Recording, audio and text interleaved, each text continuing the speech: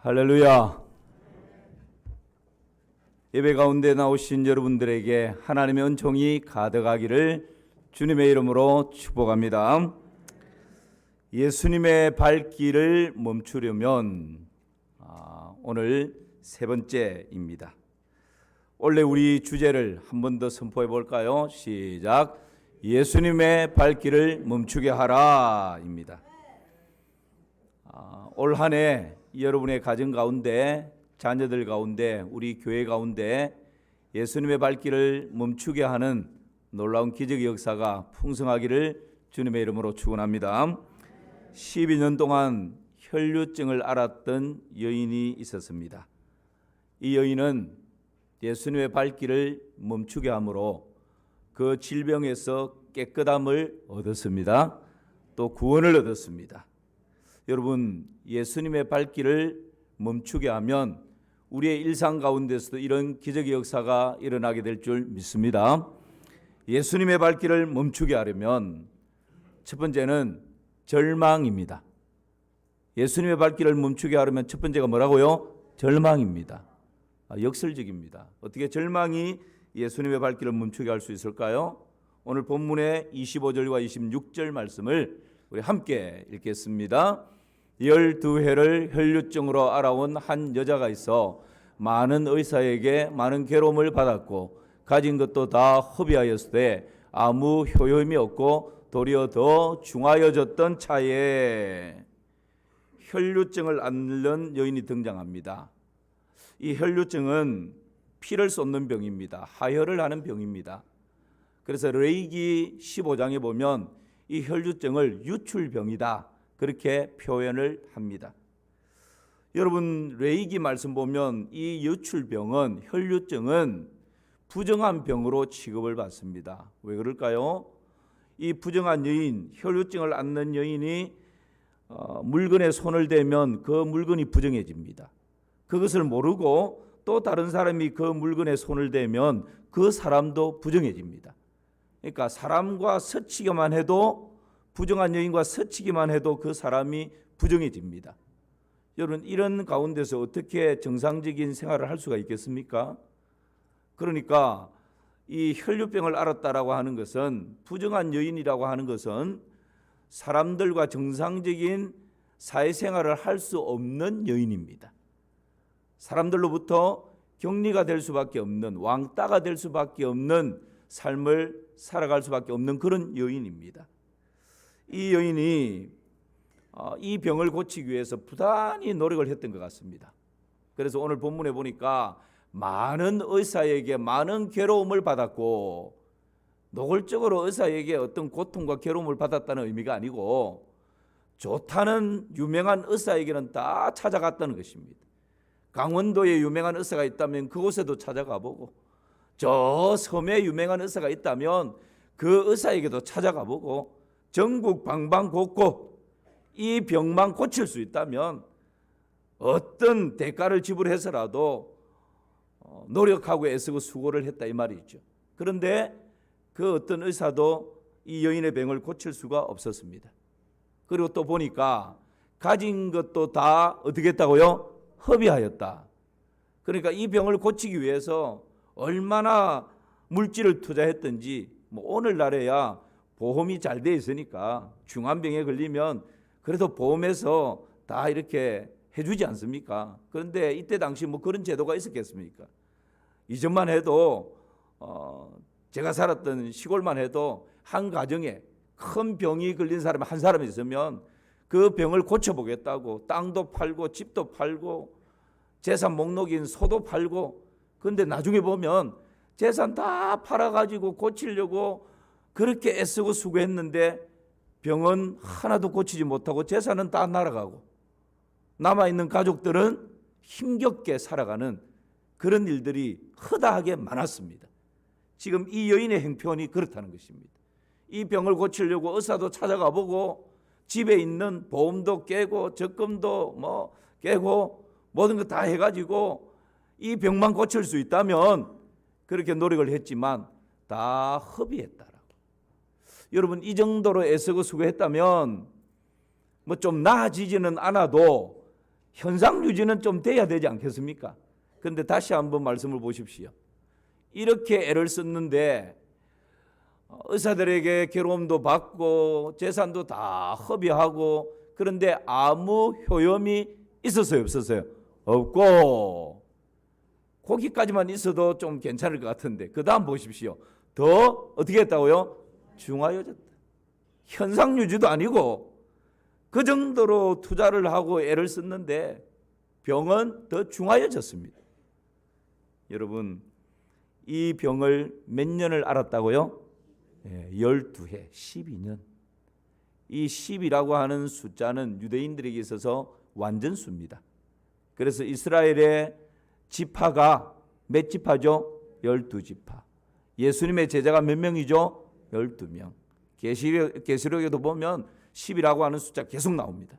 그러니까 유대인들에게 있어서 10이라고 하는 숫자는 완전수.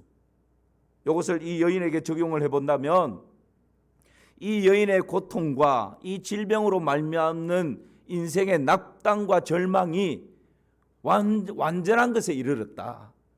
그러니까 긍정적인 완전함이 아니라 부정적인 측면의 완전함이라는 것입니다. 마치 이 컵에 물을 가득 채우는 것과 같습니다.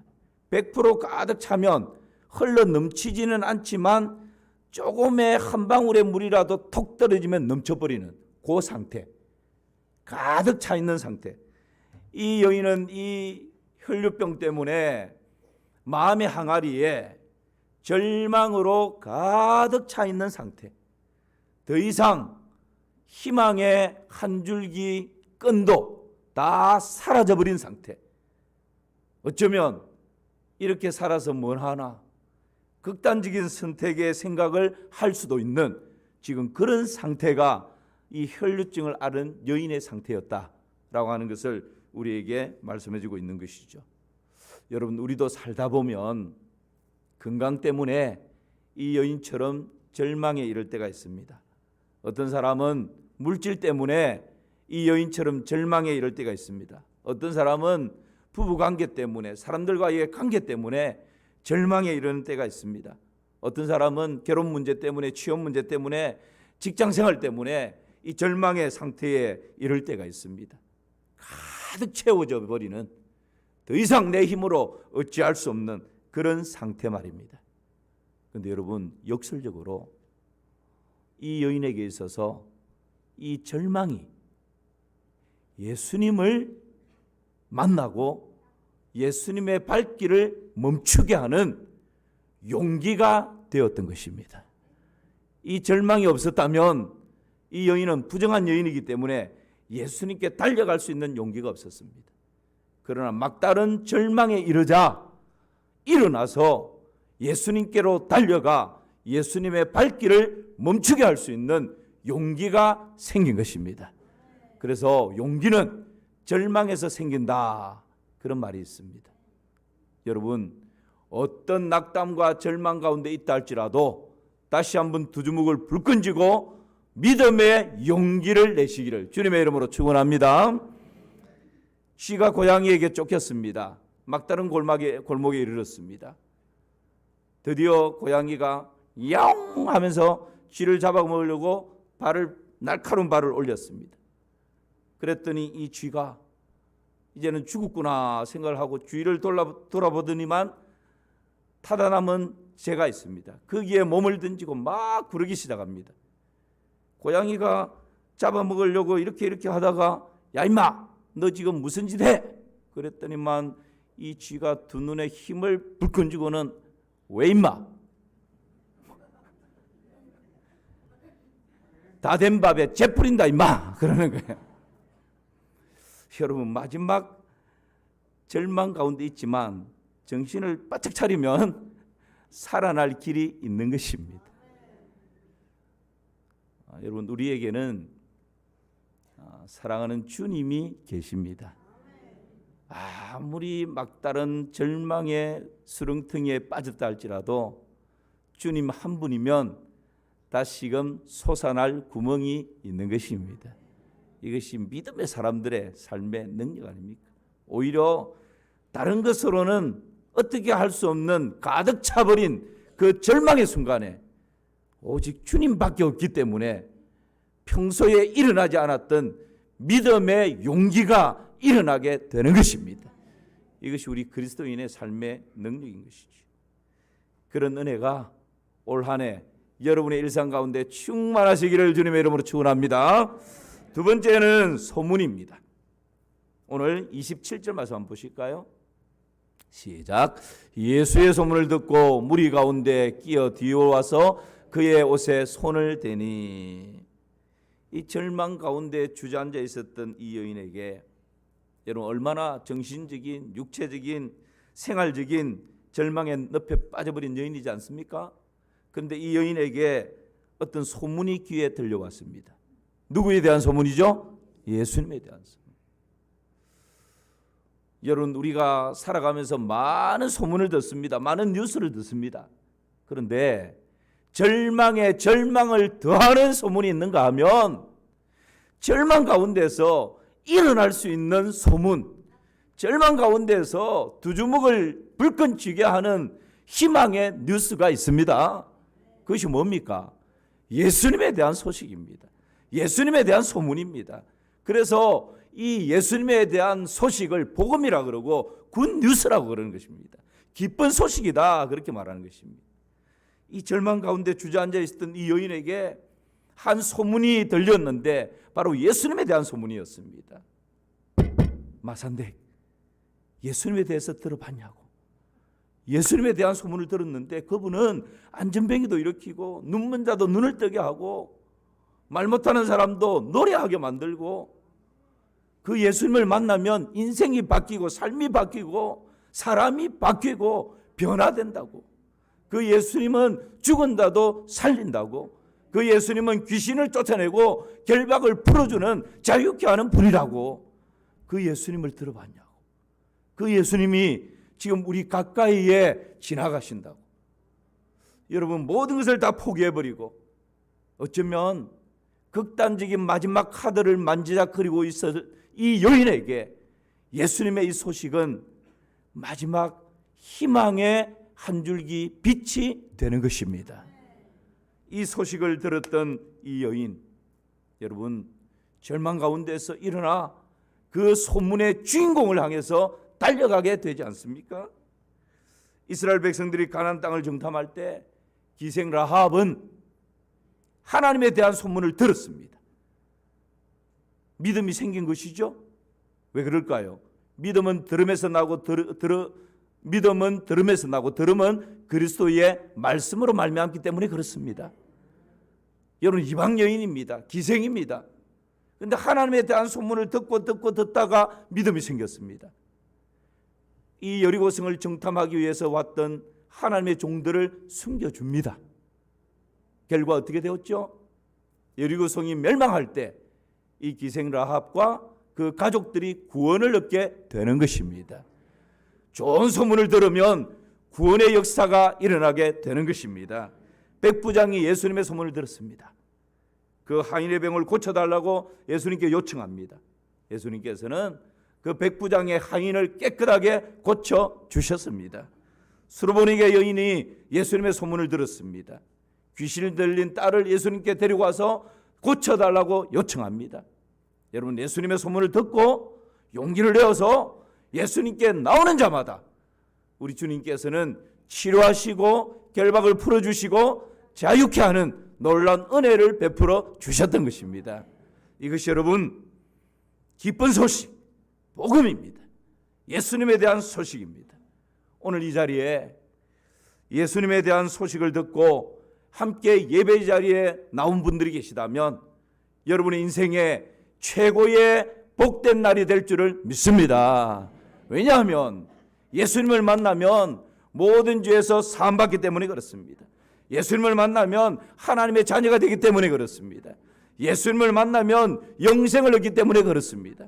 예수님을 만나면 천국을 소유할 수 있기 때문에 그렇습니다. 이미 예수님을 마음에 모신 분들은 이 모든 것을 다 가지고 얻어서 누리고 있는 줄 믿습니다. 그래서 여러분 우리에게는 이 소식이, 이 소문이 너무너무 중요한 것입니다.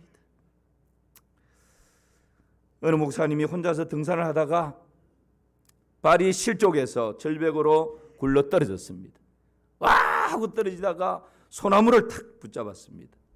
용케 소나무를 붙잡고 살 수 있는 길이 생겼습니다. 그러나 이 소나무를 놔버리면 그대로 죽을 수 있습니다. 그래서 저 위를 향해서 그 위에 누구 없어요? 저 좀 도와주세요 라고 고함을 질렀습니다. 그랬더니 위에서 소리가 들립니다. 아들아 염려하지 마라. 누구세요? 나는 네가 믿는 하나님이다. 이 목사님은 얼마나 기쁘겠습니까? 오 하나님 감사합니다. 하나님 저를 살려만 주시면 하나님을 위해서 목숨을 바치겠습니다. 화장실 들어갈 때 무슨 말을 못하겠습니까? 하나님께서 그 목사님에게 이야기합니다. 그래 내 말대로 할 수 있겠느냐? 하고 말고요. 뭐 하나님 말씀만 하십시오. 그러면 그 소나무를 놓아라. 예? 한참을 있습니다. 그 소나무를 놓으면 살 수 있다. 한참을 머리를 숙이고 있다가 다시 머리를 들고는 그 위에 하나님 말고 다른 사람 누구 없어요. 여러분 소문을 들은 것이 아니고 하나님의 음성을 직접 들어도 의심하면 아무 일도 일어나지 않습니다. 끊임없이 하나님께서 주일 설교를 통해서 수요 예배를 통해서 금요 예배를 통해서 새벽 예배를 통해서 방송에서 흘러나오는 그 메시지를 통해서 끊임없이 하나님이 말씀하고 계신데 내가 아무런 반응하지 않으면 우리 인생 가운데 아무 일도 일어나지 않습니다. 이 목사님과 같습니다. 하나님께서 그거 놓아라. 놓아버리면 죽을 것 같지만 놓아버리면 그 밑에 땅이 30cm도 안 되는데 하나님은 다 알고 계시잖아.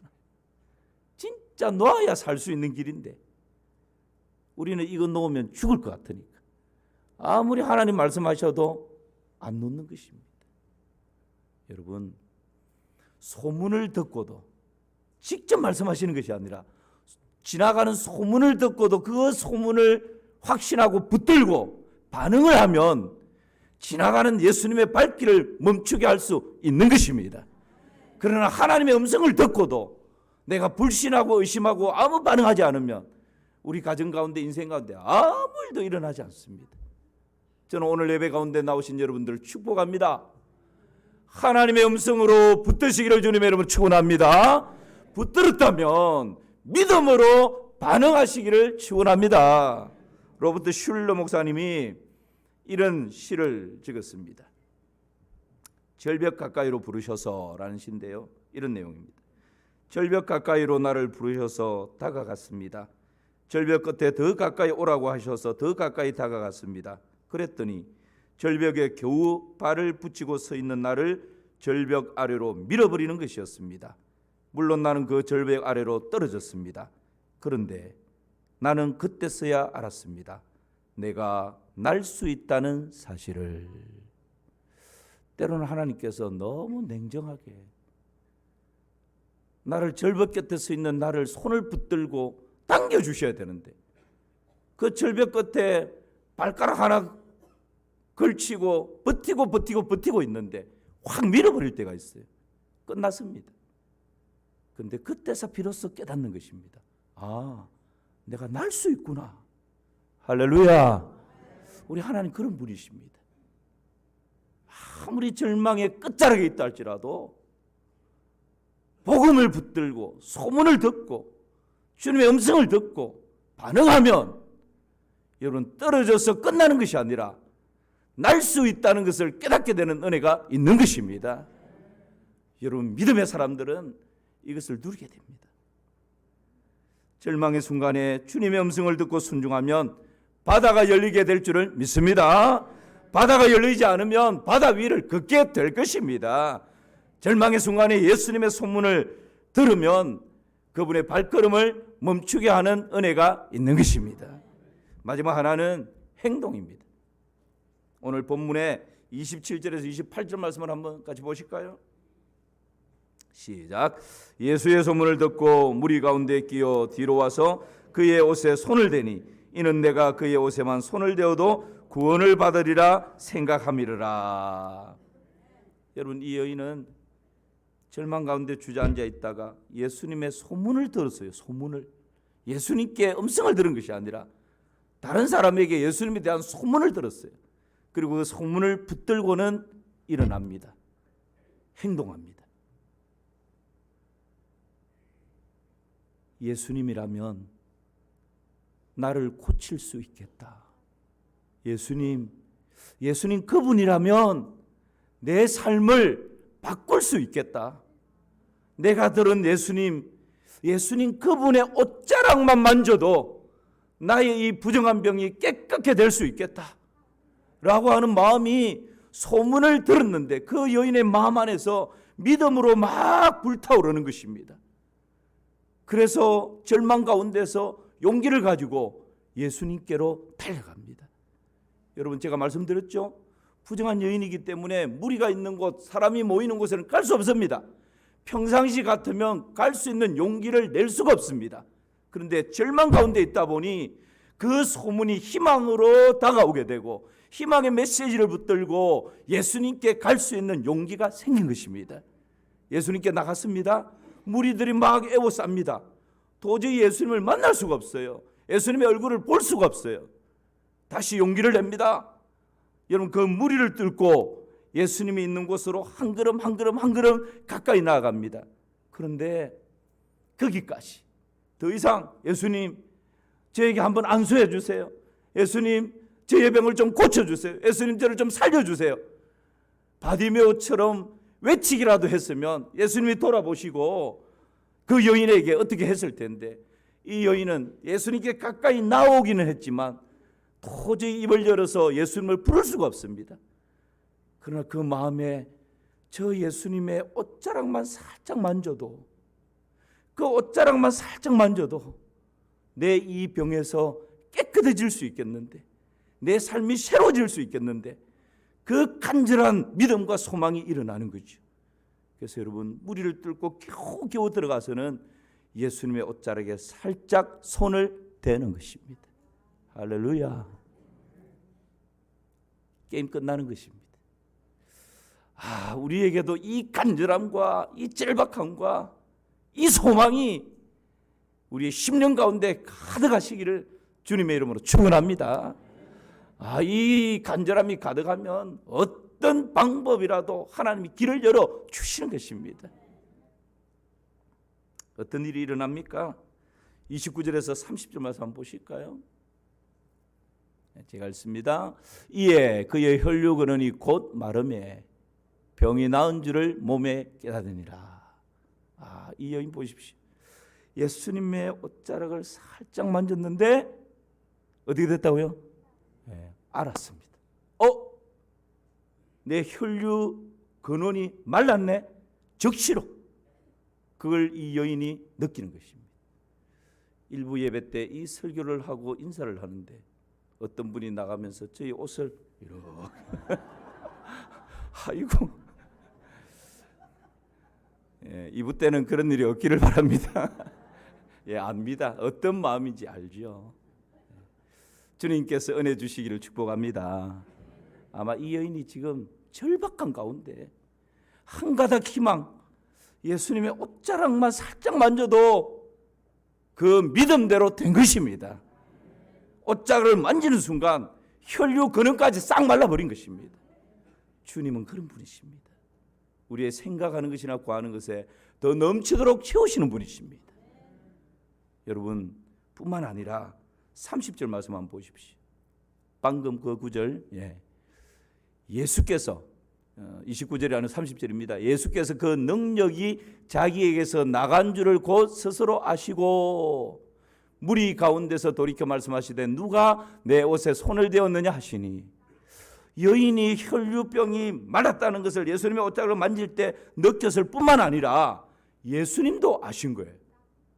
누가 지금 예수님의 옷을 만지는지 그냥 무리 가운데서 모를 것 같은데 예수님이 순간, 그 여인이 예수님의 옷자락을 만지자 순간 예수님의 예수님 안에서 능력이 나간 줄을 아시고 누가 내 옷자락에 손을 댔느냐. 할렐루야. 여러분, 우리가 예수님을 믿는다라고 하는 것은 어떤 것일까요?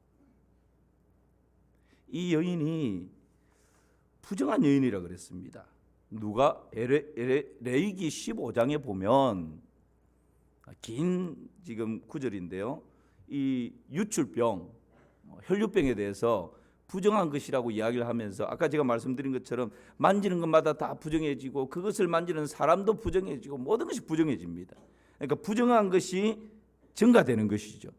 이전에 우리 부모님들 부정 탄다 뭐 이런 이야기를 하지 않습니까? 여러분, 그래서 이 여인은 만지는 것마다 스쳐 지나가는 것마다 다 부정합니다.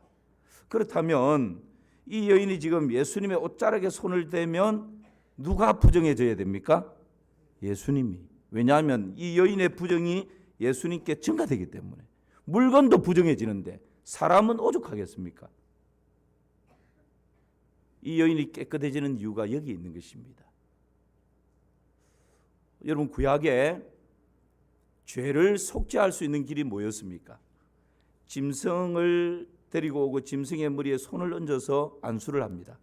그러면 내가 가지고 있는 허물과 죄악과 질병과 저주와 심판이 이 짐승에게 다 전가되죠. 그리고 이 짐승은 나를 대신해서 속죄의 제물로 죽는 것입니다. 그러면 나는 살아나는 것이죠. 여러분, 이 여인이 지금 예수님의 옷자락에 손을 댔는데, 그렇다면 이 여인에게 있던 모든 부정과 질병과 저주와 심판이 예수님께로 다 전가되는 것입니다. 그래서 예수님께서는 이사야 선지자가 그가 찔림은 우리의 허물 때문이요 그가 상함은 우리의 죄악 때문이라. 그가 징계를 받음으로 우리가 평화를 누리고 그가 채찍에 맞음으로 우리가 나음을 입었다 말씀하시는 것입니다. 예수님께서 이 모든 질고를, 저주를, 심판을 친히 짊어지시고 갈보리 십자가 위에서 우리를 대신하는 대속의 제물로 죽어 주신 것입니다. 그러므로 여러분, 우리에게는 모든 부정과 저주와 죄악과 허물들이 다 사라져버리게 된 것이죠. 그런데 여러분, 그것으로 끝나는 것이 아니라 예수님께서는 사망 권세를 이기고 3일 만에 다시 부활하셨습니다. 부활하신 예수님을 믿는다라고 하는 것은 여러분, 우리 속에 예수님의 생명, 예수님의 능력, 예수님의 은혜가 우리 속에 다시금 증가되는 것입니다. 나에게 있던 죄악이 예수님께로 증가되어지고 예수님께 있던 능력이 나에게로 증가되어지는 은혜가 있는 것입니다. 이것이 십자가의 죽으심과 부활하신 예수님을 믿는 우리에게 주어지는 놀라운 하나님의 능력인 줄을 믿습니다. 그러니까 여러분, 이 여인에게 부정과 저주와 심판이 다 증가되어졌을 뿐만 아니라 예수님께 있던 능력과 영원한 생명이 이 여인에게 증가되는 것이죠. 마치 우리가 예수님을 믿는다라고 하는 것은 예수님의 큰 톱니바퀴에 우리의 너무도 연약하고 부족한 조그마한 톱니바퀴가 서로 연결되는 것입니다. 나는 너무 부족한데, 나는 너무 연약한데, 나는 아무것도 할 수 없는데, 나는 절망 덩어리인데, 나라고 하는 이 존재가 내가 예수님을 믿고 영접한다는 것은 거대한 예수님의 톱니바퀴에 살짝 연결되는 것입니다. 예수님의 거대한 톱니바퀴가 돌아가기 때문에 여러분, 나의 연약함과 상관없이, 부족함과 상관없이, 나의 나됨과 상관없이 예수님의 능력과 예수님의 생명과 예수님의 은혜와 예수님의 복이 나에게로 흘러 들어오게 되는 것입니다. 바로 이 여인이 경험하는 은혜와 복이 바로 그런 것입니다. 그러므로 여러분, 우리가 예수님을 믿고 신앙생활을 한다는 것은 그냥 쫀쫀하게 그렇게 살아가는 것이 아니라 영원한 생명이 나한테 들어와 있고 예수님의 능력이 나한테 들어와 있고, 그래서 여러분, 영적 싸움에서도 예수 그리스도 이름으로 명령하면 승리하게 되는 것이죠. 이런 은혜가 우리에게 주어져 있는 것입니다. 우리가 이 은혜를 더 많이 누려가면 좋겠습니다. 그래서 이런 찬양이 있지 않습니까? 예수님은 누구신가? 우는 자의 위로와 없는 자의 풍성이라. 예수님은 누구십니까? 천한 자의 높음과 잡힌 자의 노임이 되신다. 예수님은 누구신가? 약한 자의 강함과 눈먼 자의 빛이시라. 예수님은 누구신가? 병든 자의 고침과 죽은 자의 부활이요 우리의 생명이시라고. 예수님을 믿는 순간 죄와 사망과 가난과 저주와 질병은 떠나가게 되는 것입니다. 예수님을 믿는 순간 모든 염려, 걱정, 근심, 불안함, 두려움은 사라지고 우리 가운데 참 평화가 임하게 되는 것입니다. 예수님을 믿는 순간 지옥 형벌 받아야 될 우리 존재가 천국 백성으로 바뀌어지는 것입니다. 예수님을 믿는 순간 절망은 사라지고 희망의 노래를 부를 수 있는 것입니다. 이것이 여러분 예수님을 만난 사람들의 삶의 모습입니다. 오늘 12년 동안 혈루증을 앓았던 절망 가운데 있었던 이 여인, 예수님의 발길을 멈추게 함으로 질병에서 깨끗해지고 구원 얻는 은혜를 얻었습니다. 어떻게 가능했습니까? 세 가지 말씀을 정리합니다. 예수님의 발길을 멈추려면 첫 번째는 뭐라고요? 절망입니다. 오히려 절망이 예수님께 달려가게 하는 용기가 되었습니다. 두 번째는요, 소문입니다. 다른 세상의 헛된 소문이 아니라 예수님에 대한 소문. 이것이 기쁜 소식이고 복음입니다. 예수님의 발길을 멈추게 하려면 세 번째는 뭐라고요? 행동입니다. 아무리 복음을 들어도 행동하지 않으면, 예수님의 소문을 들어도 행동하지 않으면 아무 일도 일어나지 않습니다. 그러나 용기를 내어서 예수님께 나가면 놀라운 기적의 역사가 일어날 줄을 믿습니다. 새로운 한 주간 이 말씀 붙들고 일상에서 승리의 궤가를 부르는 은혜가 있기를 주님의 이름으로 축원합니다. 하나님 고맙습니다. 오늘도 말씀을 통해서 예수님의 발길을 멈추게 하려면 우리의 삶의 태도가 어떠해야 할지를 말씀해 주셔서 감사합니다. 하나님의 음성으로 듣게 하여 주시옵소서. 이 말씀 붙들고 한 주간 승리의 궤가를 부르게 하여 주시옵소서. 예수님의 이름으로 기도하옵나이다. 아멘.